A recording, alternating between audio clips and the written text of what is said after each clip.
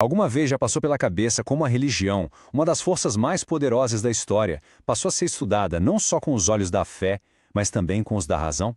Bom, essa é a história de uma ideia. Uma jornada para a gente entender como começamos a analisar a religião como uma criação humana, sabe? Com suas próprias regras, funções e, claro, contradições. Vamos mergulhar nessa genealogia juntos. Olha, esse verso do Drummond de Andrade é o ponto de partida perfeito.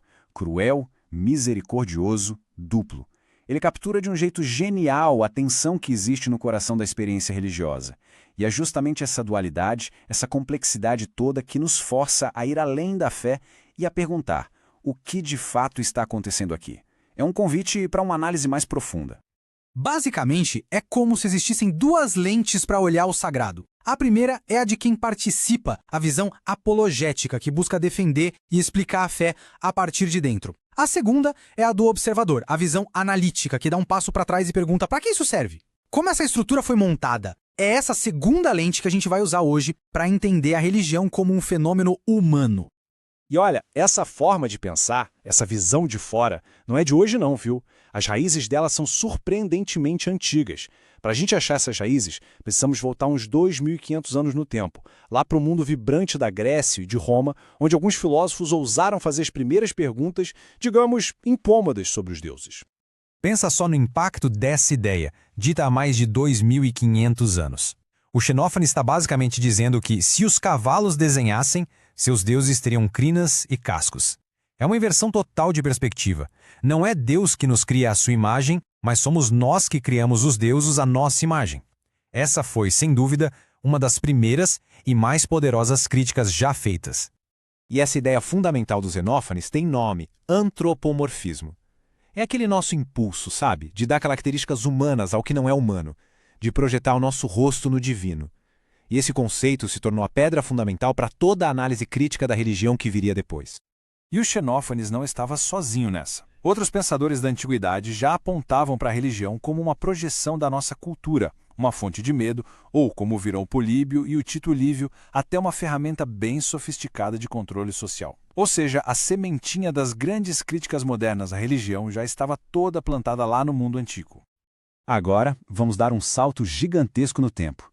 Por quase 2 milênios, essas ideias críticas ficaram meio que adormecidas. Mas no século XIX, elas simplesmente explodiram.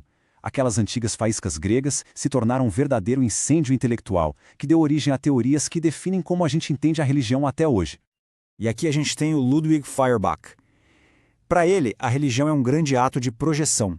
O ser humano pega as suas melhores qualidades, amor, sabedoria, força, e joga tudo isso para um ser externo, Deus. O resultado? Um autoempobrecimento.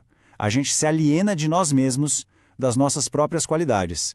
E aí, claro, a gente chega na famosa frase de Karl Marx: ópio do povo. É uma expressão fortíssima e muitas vezes super mal compreendida. Mas o que será que o Marx realmente queria dizer com isso? Então, a metáfora do Marx é bem mais sutil do que parece. Para ele, a religião é, ao mesmo tempo, um sintoma do sofrimento, um protesto contra esse sofrimento e, o ponto crucial, um analgésico que impede as pessoas de combaterem as causas reais da sua dor. É consolo e barreira, tudo junto. E é aqui que a análise dá uma virada fundamental. A pergunta deixa de ser o que a religião é, uma projeção, uma ilusão, e passa a ser o que a religião faz. Qual é o propósito prático dela, tanto para a sociedade quanto para cada um de nós? A questão agora é sobre a função. Essa nova pergunta nos leva a um debate central na sociologia, representado por dois gigantes, Durkheim e Malinowski. A religião existe para o grupo ou para o indivíduo? Para o Durkheim, a função dela é criar coesão social. É a cola que une a tribo. Já para o Malinowski, é um mecanismo pessoal, um bálsamo para as nossas ansiedades mais profundas, como o medo da morte.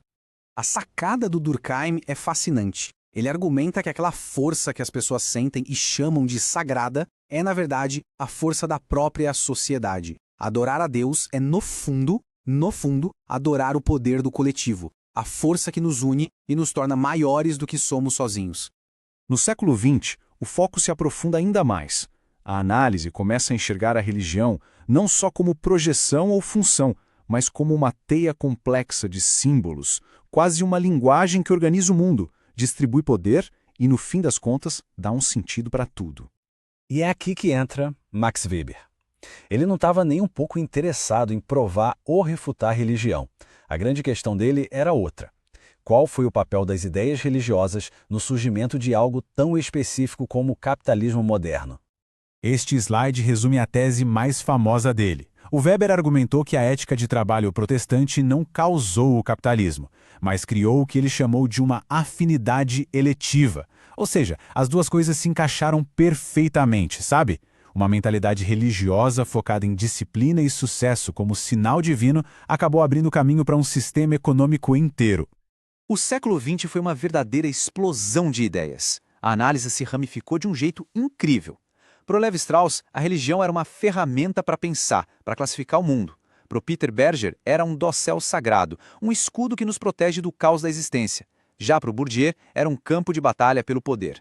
E para o Dietz, era o sistema cultural que faz a nossa realidade parecer, bem, real. 4 visões, uma mais fascinante que a outra.